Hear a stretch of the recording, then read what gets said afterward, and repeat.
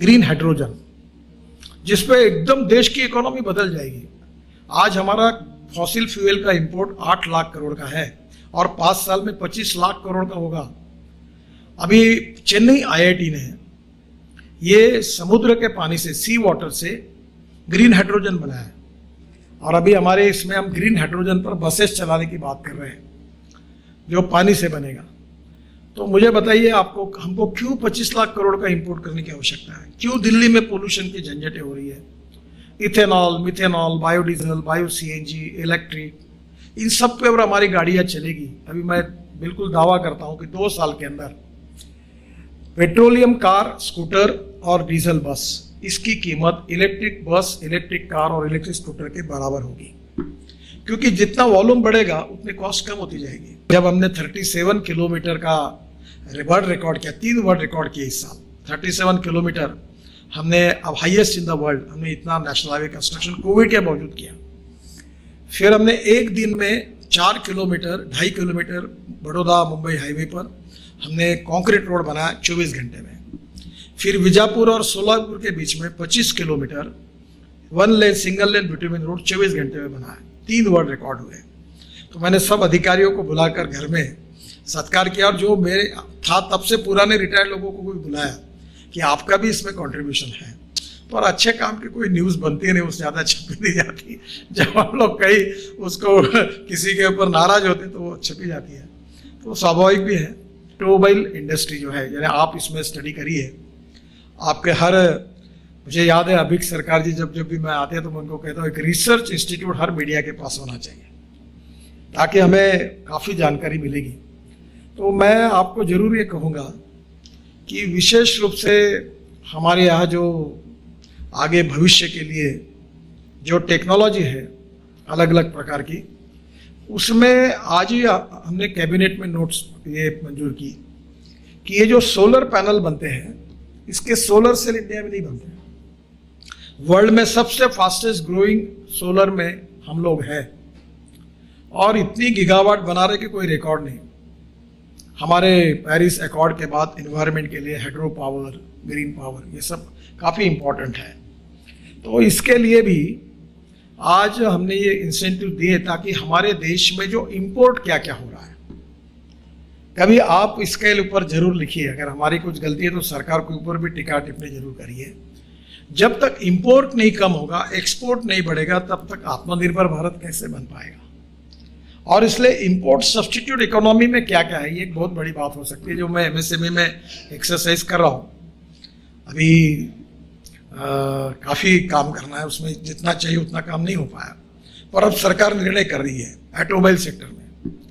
केवल एक ही चीज़ आपको बताता हूँ, 7.5 लाख करोड़ का ऑटोमोबाइल सेक्टर है, 3.5 लाख करोड़ का एक्सपोर्ट है। ये हीरो, बजाज और टीवीएस, ये 2 व्हीलर कंपनी 50% प्रोडक्शन एक्सपोर्ट कर रहे हैं। और कल वो मैंने इलेक्ट्रिक साइकिल देखी, बाइसिकल, जर्मनी में उसका डिज़ाइन किया था, हीरो वालों ने बनाया, लुधियाना में भी। उसका मार्केट वर्ल्ड का 6 लाख करोड़ का है और वो पूरी अब इंडिया में बनने लगी है। तो ये भी कम से कम इसी से हम लोग हमारे देश का 1 लाख करोड़ का एक्सपोर्ट बढ़ा सकते हैं और कितने छोटे छोटे लोगों को काम मिलेगा। तो आज वर्ल्ड में अपॉर्चुनिटी है, तो इसलिए इंपोर्ट कम करना और एक्सपोर्ट को बढ़ाना, ये प्रोग्राम में भी आप जरूर बढ़ाइए कि हमारे देश में क्या होगा। अभी ऑटोमोबाइल इंडस्ट्री का जैसे मैंने बताया, अभी हमने स्क्रैपिंग पॉलिसी लाई। अब aluminium, copper, steel, plastic and rubber ये एकदम सस्ता हो जाएगा। तो हमारे कंपोनेंट्स जो है उसकी कॉस्ट 40% कम होगी। तो हमारे देश में मेरी ये कोशिश है, उद्देश्य है कि 5 साल के अंदर हिंदुस्तान वर्ल्ड का ऑटोमोबाइल मैन्युफैक्चरिंग हब बने। और ये करने के लिए नॉलेज इज ए पावर और आप लोगों का रोल बहुत ही इंपॉर्टेंट है। अभी लिथियम आयन बैटरी 81% देश में बन रही है। अभी मैंने सभी डिपार्टमेंट और इसरो, डीआरडीओ और प्रधानमंत्री के साइंटिफिक एडवाइजर, बड़ी मीटिंग, नीति आयोग, सबको बुलाया और अब हम लोग ऑलरेडी रिसर्च कर रहे हैं। बंगलोर का एयरपोर्ट अभी बाम्बू का बन रहा है, तो बाम्बू की इकोनॉमी अपनी 5 लाख करोड़ की बन सकती है।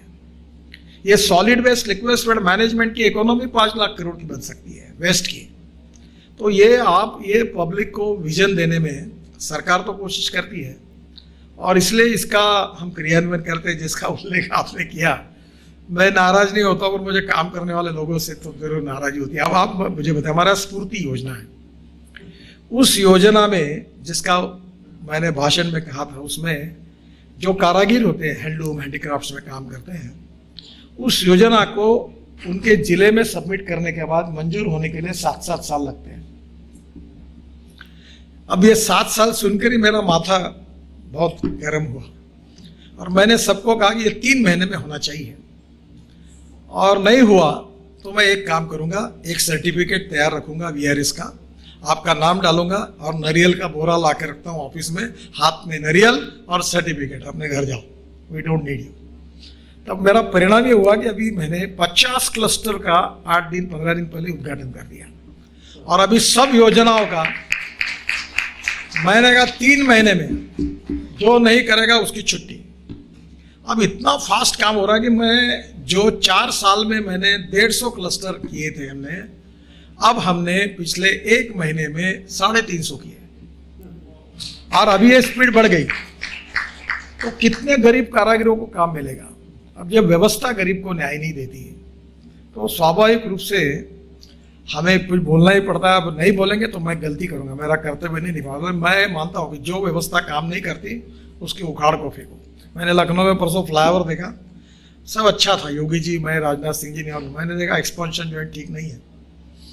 तो मैंने कहा ये एक्सपेंशन जॉइंट, मैंने पूछा हमारे अधिकारी को, तुम हिंदुस्तान में इतने फ्लाईओवर बनाते हो, एक भी जगह एक्सपेंशन जॉइंट सही है क्या, मुझे बताओ।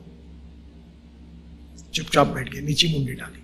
आपको देखना है तो मुंबई में कभी आप जाओगे तो जेजे हॉस्पिटल से लेकर वीटी तक एक फ्लाईओवर बना है, मैंने ही बनाया जब मैं 95 में मंत्री था। आप उसमें जाइए, आपका पेट का पानी नहीं हिलेगा।